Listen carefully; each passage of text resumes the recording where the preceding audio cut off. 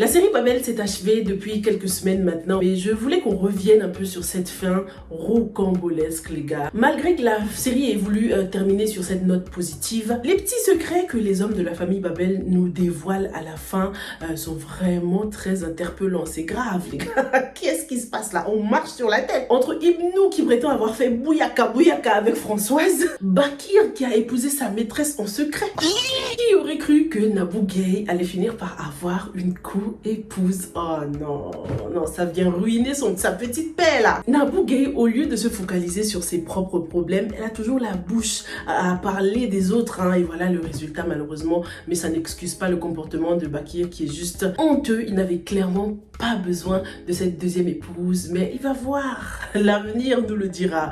Ensuite, on a le docteur qui apparemment était marié avant. Non mais... Et puis c'est quoi ces petites réflexions là par rapport à la relation entre Khalil et l'autre femme? Arrêtez ça tout de suite. Fabintou et Khalil ont eu leur lot de problèmes, ça suffit comme ça. Ce serait tellement insensé si on apprend que la cousine de Fabintou est finalement tombée amoureuse de Khalil. Non, franchement, ça c'est quelque chose, c'est une relation que je ne souhaite pas du tout. À la fin, on voit aussi que Mère Oumou s'en sort plutôt bien. Plus que bien même. Khalil a donné le nom de sa mère à son enfant. Oh my god. On a aussi eu les gars Awacher qui est revenu dans la famille. Elle est revenue auprès de son cher et tendre Sadir. Personnellement, je suis plutôt contre.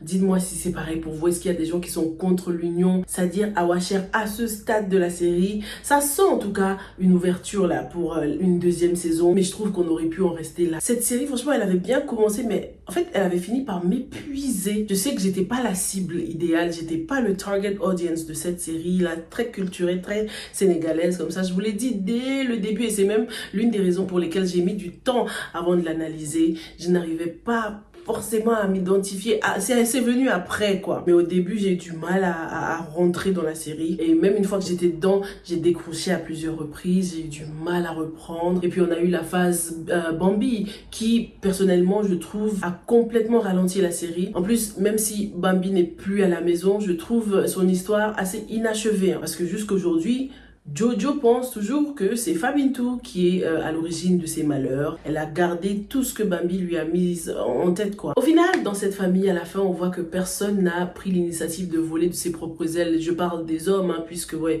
Awacher est quand même partie, même si elle a fini par revenir. Personne ne s'installe ailleurs. Tout le monde reste dans la grande famille et pourtant, la famille ne cesse de s'agrandir. La maison devient de plus en plus étroite pour tout ce beau monde. C'est comme une grosse bombe qui a d'ailleurs explosé à plusieurs reprises, hein, mais pourtant ils choisissent toujours de rester là malgré les signes évidents que tout ce beau monde ne peut pas continuer à vivre sous le même toit, hein, ça ne peut pas marcher, il faut que ça tourne en fait, hein. Surtout que les petits enfants de Pape Ndiouga grandissent, se marient, ça doit être les petits enfants qui doivent prendre la place de leurs parents et les fils de Ndiouga doivent aller s'installer ailleurs quoi. Dites-moi ce que vous en pensez. Je sais que la série essaye de nous montrer la culture, comment ça se passe dans certaines familles sénégalaises ou africaines. Beaucoup choisissent de rester en famille, mais pas forcément pour les mêmes raisons. Il y en a c'est par manque de moyens, il y en a c'est pour rester plus proche des parents, pour les aider parce que les parents prennent de l'âge et du coup il faut que ce soit les femmes des fils qui prennent le relais côté nourriture pour faire la cuisine, tout ça, comme dans Babel un peu. Mais dans certains cas,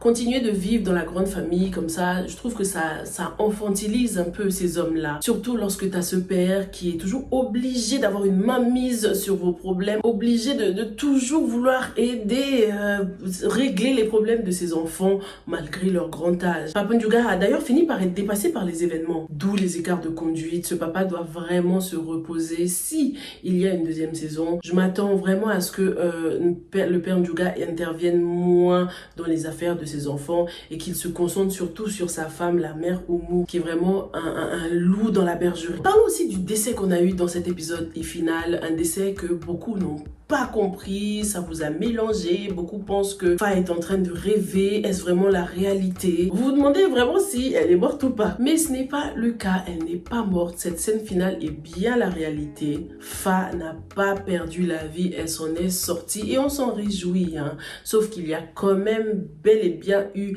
un décès et il s'agit de bébé Fa. C'est lorsqu'on regarde l'épisode à nouveau qu'on remarque que lorsque la famille va à la tombe, lorsque les hommes vont à la tombe, il y a un un petit focus sur Omar quand même, qui pleure à chaudes larmes. Et puis à la maison, on voit Fifi qui est complètement abattue sur la tombe. Il y avait écrit Fa Bintou Ndiaye Thiam.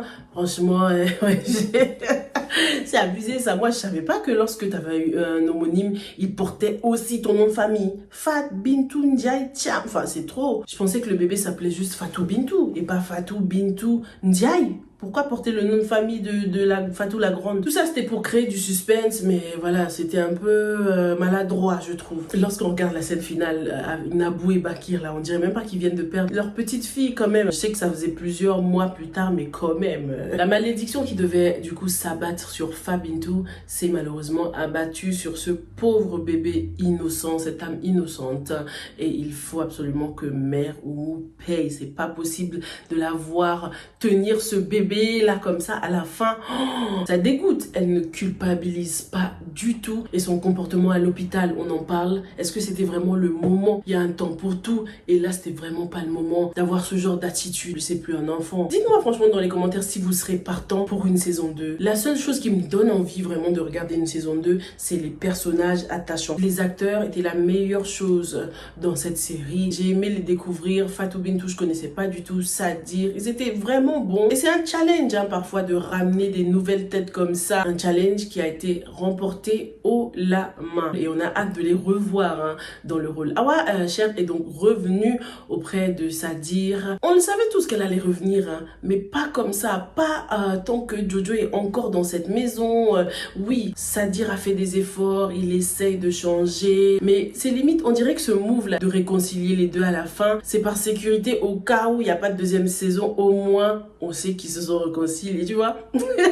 Certes, il y a des petites ouvertures pour une deuxième saison, mais en même temps, ils ont bien... Je trouve que c'était une bonne fin quand même. Toutes les boucles ont été assez bouclées. On n'est pas trop frustrés, à part pour le cas de mère Oumou. Sinon, pour le reste, franchement, c'était une très belle fin. Jojo, au final, si on y réfléchit, elle a tout à fait sa place dans cette famille. Parce que si Nabou est capable de pardonner son mari Bakir qui la trompe tout le temps, c'est que Sadir est tout à fait capable de pardonner Jojo. Au début, j'étais en mode, non mais Jojo, qu'est-ce qu'elle fout là encore avec cette grossesse? Faut qu'elle sorte de là. Sadir, il a un bon motif de divorce. Là, il peut la divorcer. Ça y est, en plus, elle a accouché, c'est bon.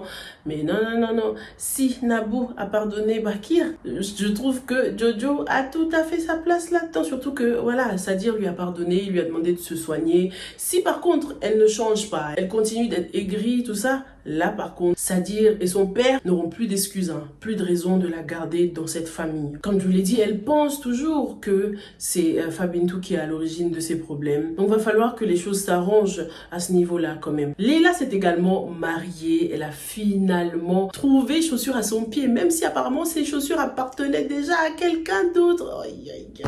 Non, mais de toute façon, lui là, le docteur, il m'a déçu depuis un moment là. Dès qu'elle l'avait chopé avec une autre meuf dans son bureau, je me suis dit, oh non, j'ai commencé à le regarder bizarre. Est-ce que vous avez vu Cédric le jour du mariage? C'était le moins heureux de tous. Ça se voit que Cédric et Leila sont faits pour être ensemble. Est-ce que Cédric va faire ses enquêtes et du coup découvrir le passé du docteur et c'est lui qui va apprendre toute la vérité à Leila? Est-ce que Leila sera ravie de l'apprendre? J'espère qu'elle ne va pas penser que Cédric veut détruire son bonheur et qu'il fait ça juste par jalousie parce qu'il a envie d'être avec elle. J'aimerais bien qu'il y ait une rivalité entre Cédric et le docteur qui nous dit que l'ex-femme du docteur ne va pas ressurgir dans sa vie. Peut-être qu'elle est toujours amoureuse. Qu'est-ce qu'on en sait? Cette série était vraiment l'une des meilleures de l'année. Une belle histoire dans une famille traditionnelle comme on les aime. Beaucoup se sont identifiés et on a surtout retenu beaucoup de leçons de vie qu'on peut appliquer dans nos vies personnelles ou dans nos mariages. Merci beaucoup d'avoir regardé cette revue et j'ai hâte de lire vos opinions dans les commentaires. Stay safe and stay blessed. Bye!